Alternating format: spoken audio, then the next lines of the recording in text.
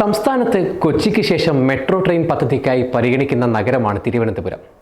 ആദ്യം light metro പദ്ധതിയാണ് തലസ്ഥാന നഗരിക്കായി പരിഗണിച്ചതെങ്കിൽ അനുദിനം വർദ്ധിക്കുന്ന തിരക്കും വികസന പ്രവർത്തനങ്ങളും കാരണം കൊച്ചിയിലേതിന് സമാനമായ പരമ്പരാഗത മെട്രോ സർവീസ് തന്നെ തിരുവനന്തപുരത്തും ആവശ്യമാണെന്ന നിഗമനത്തിലേക്ക് മെട്രോ പദ്ധതികളുടെ നിർവഹണ ഏജൻസിയായ കൊച്ചി മെട്രോ റെയിൽ ലിമിറ്റഡ് എത്തുകയായിരുന്നു. പദ്ധതിക്കായി പ്രാഥമിക DPR തയ്യാറാക്കി അന്തിമ DPRനുള്ള കാത്തിരിപ്പ് തുടരുന്നതിനിടെ തിരുവനന്തപുരത്ത് മെട്രോയ്ക്ക് പകരം ലൈറ്റ് ട്രാമിനുള്ള സാധ്യത KMRL തേടുന്നുവെന്ന റിപ്പോർട്ട് പുറത്തു വന്നത് ചർച്ചാ വിഷയമായിരിക്കുകയാണ്.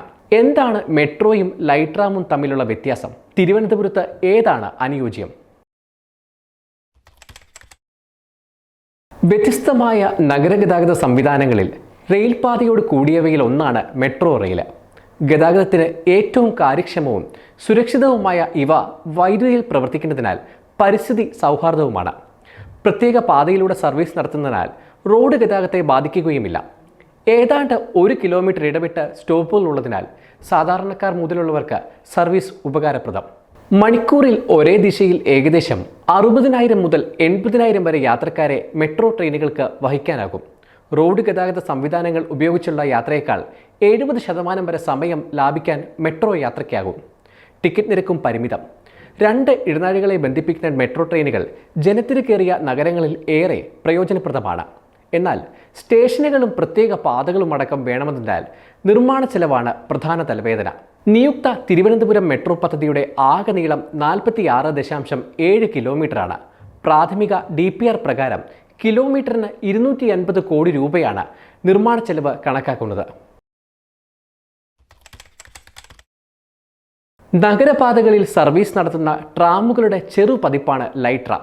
റോഡ് നിരപ്പിലും മെട്രോയ്ക്ക് സമാനമായും ഭൂഗർഭമായും ലൈറ്റ് ട്രാമുകൾ പ്രവർത്തിപ്പിക്കാനാകും. 3 ബോഗികളുള്ള ലൈറ്റ് ട്രാമുകളുടെ ആകെ നീളം 25 മീറ്റർ. ഒരേ സമയം 240 പേർക്ക് യാത്ര ചെയ്യാനാകും. പൂർണ്ണമായും വൈദ്യുതിയിൽ പ്രവർത്തിക്കുന്നവയാണ് ലൈറ്റ് ട്രാമുകളും. വെറും 6 മിനിറ്റ് കൊണ്ട് ഇലക്ട്രിക് ഹൈബ്രിഡ് ലൈറ്റ് ട്രാമുകൾ 100% ചാർജ് ആകും. ഭിന്നശേഷി സൗഹാർദ്ദമാണ് ലൈറ്റ് ട്രാമുകൾ.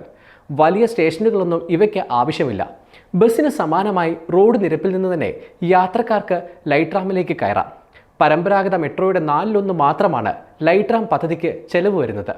നിലവിൽ കൊച്ചിയിൽ ലൈറ്റ് ട്രാം പദ്ധതിയുമായി മുൻപോട്ട് പോകുകയാണ് KMRL.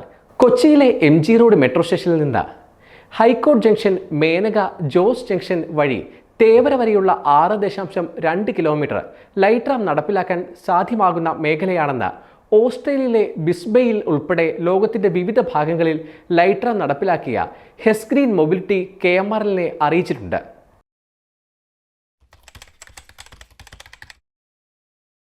പള്ളിപ്പുറം ടെക്നോസിറ്റി മുതൽ കഴക്കൂട്ടം കിള്ളിപ്പാലം വരെ 2 റീച്ചുകളിലായി മൊത്തം 46.7 കിലോമീറ്ററിലാണ് മെട്രോ പദ്ധതി വിഭാവനം ചെയ്തത്.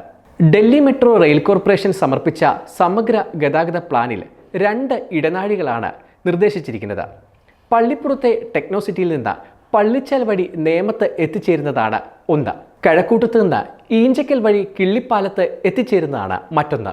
11,560 കോടി രൂപയാണ് പ്രാഥമിക DPRൽ ചെലവ് കണക്കാക്കിയിരിക്കുന്നത്. ഡൽഹി മെട്രോ റെയിൽ കോർപ്പറേഷൻ 2 മാസത്തിനകം അന്തിമ രൂപരേഖ സമർപ്പിക്കാനും സംസ്ഥാനത്തിൻ്റെ അംഗീകാരത്തിന് ശേഷം കേന്ദ്രത്തിൻ്റെ അനുമതി തേടിയ ശേഷം തുടർ നടപടികൾ നടത്താനുമായിരുന്നു ധാരണയായത്.